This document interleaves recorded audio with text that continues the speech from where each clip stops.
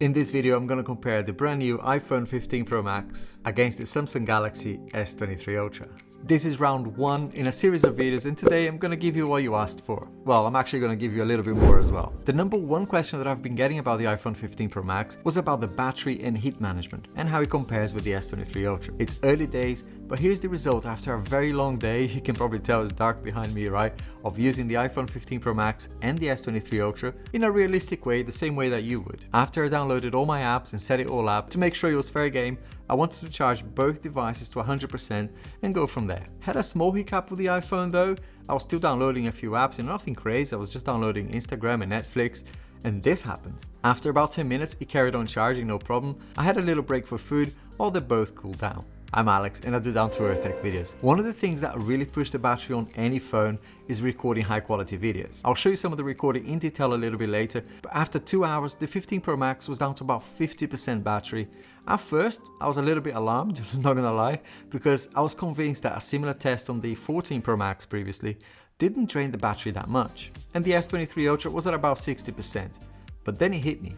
Of course, I wasn't just recording ProRes, I was recording quite a lot of it into an external drive. And that alone, as you can see here, took 29% of the battery.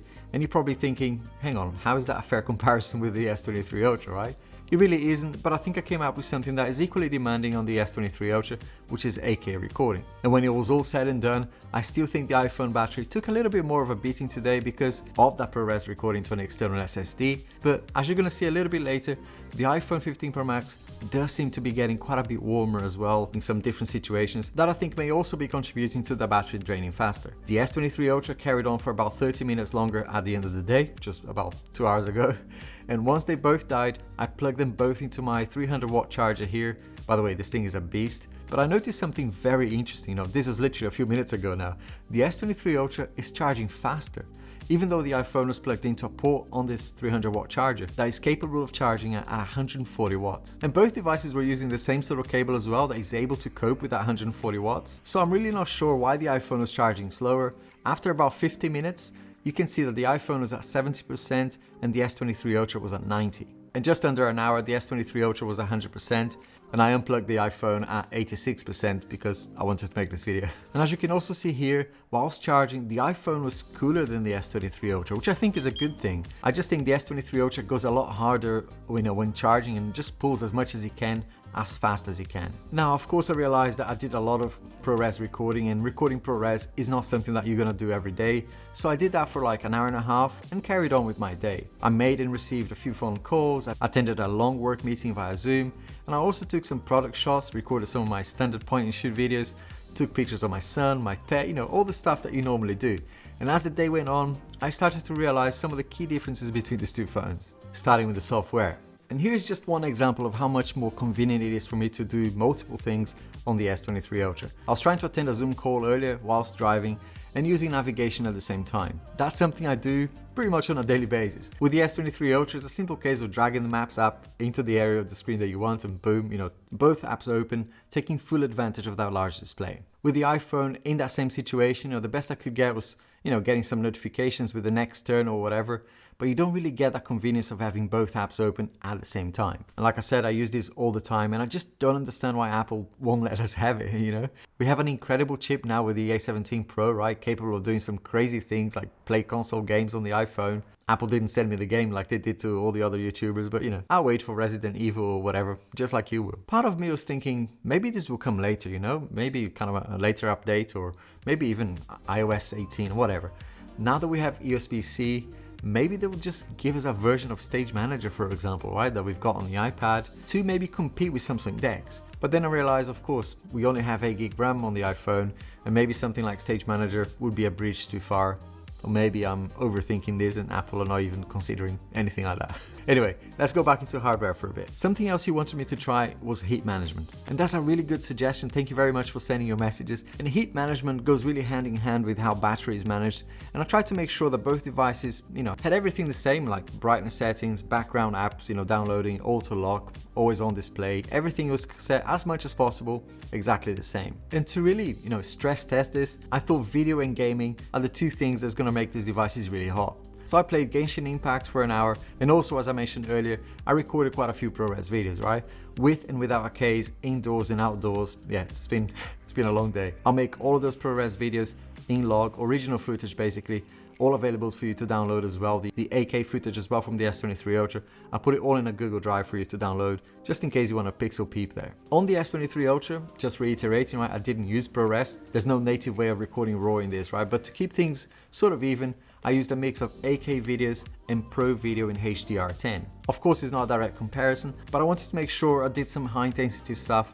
And I know that when I record 8K videos on this bad boy, you know, it gets really, really hot. When I was outdoors, apart from that one time that the iPhone said it couldn't charge because it was too hot, it really wasn't. The phone felt lukewarm at best. But apart from that, it was fine. I was recording on both devices for an hour and a half in lots of small bursts. You know, being outdoors and the fact that right now it's about 15 degrees Celsius outside, both devices never really felt warm to the touch at all. Now, when I was playing Genshin Impact, both the iPhone and the S23 Ultra got extremely hot. The iPhone was a little bit warmer, but not by much. Both devices again had the game set to the highest settings possible, and both hit around 40 degrees Celsius, which is about 110 Fahrenheit. It wasn't uncomfortable, but this area of the phone on both phones actually, you know, this area near the camera module gets really, really warm. And talking about that, I'm so pleased with the rounded corners now on the iPhone, as I do remember doing this test before. My hand at the end was like killing me, not because it was hot, but because of the, you know, the kind of the sharp edges of the 14 Pro Max and the 13 and the 12 head, right? One thing that does annoy me still is the dynamic island. I know Apple wants to make the iPhone recognizable or whatever. I can live with it, but it doesn't mean I like it. Which brings me to the display section of this video. Just a quick reminder as well to give this video a thumbs up. As you can probably tell, it is very late here and I've been working non-stop on this video. Or to give you a down-to-earth, a realistic view of how the new iPhone behaves, rather than shouting about how pretty it is and removing it from a box, right? And if it's your first time here, you know, have a look at the channel afterwards. And if you like my stuff, it would be awesome if you subscribed. I always say I'm here once a week, but right now I'm like almost daily. This video, for example, is round 1. In a couple of days, there'll be a follow-up to this video in this usual down-to-earth style. You'll be pleased to know the iPhone 15 Pro Max did come in a box. The new display on the iPhone 15 Pro Max is beautiful. Did I notice a big difference on the 14 Pro Max? Not really, apart from the ergonomics part, you know, is almost just as bright, but does feel a little bit more refined in comparison with the previous model. I'll be doing a lot more tests about the display, but side by side, without changing the color profile on the iPhone, as you can see here, the S23 Ultra to me seems to have a cooler tone than the 15 Pro Max. And I think that's a normal thing with the iPhone, and they're usually a bit warmer out of the box. And some people may like it like that, but I'll be fiddling with the true tone and whatnot to make sure that it's a bit cooler for me. When I was watching content though, whether I zoomed in to fill or left the original aspect ratio, that dynamic island, again, just annoyed me a little bit. There's no way around it, but the S23 Ultra overall, when watching content, feels to me a little bit more immersive. Of course, it's a little bit larger, which helps as well, right? But there's not much in between. But if I was to pick one based on this alone, I would say the S23 Ultra, you know, is just a better display for watching content. And you know, just talking about comfort, I've been very vocal about the previous iPhones and how uncomfortable they felt, especially after a long session of gaming or watching content. Is the 15 Pro Max more comfortable than the S23 Ultra? Yeah. And I'm sorry, Android fans out there, it is. You know, I'll cover this in a lot more detail in tomorrow's video as well, but I was pleasantly surprised by how much lighter it feels. Of course, there's probably, you know, a little dab here of shiny object syndrome, but I can't ignore it. I will try to capture this on video here for you, but it does feel amazing on the hand. That was my first reaction when I took it out of the box in the store. And I think this will be subjective to a lot of people, and I love the feel of titanium now. I think this should have come to the iPhones like years ago when it was first rumored. But I also love the curved display here and the edges on the S23 Ultra. Again, you know, feels very elegant, feels actually less slippery than the iPhone. The iPhone feels lovely, but yeah, it's not very grippy on the sides. But again, if I was to pick one based on how ergonomic they feel, give me a few more days, but right now I'm leaning towards the 15 Pro Max. It does feel a bit nicer on the hand. And no, I'm not switching to the iPhone. It's an amazing phone and there's plenty for me to enjoy here, but you will see why in round 2, which is my next video. Don't go just yet. While you wait, there's plenty of videos here for you to enjoy, and I hope to see you soon.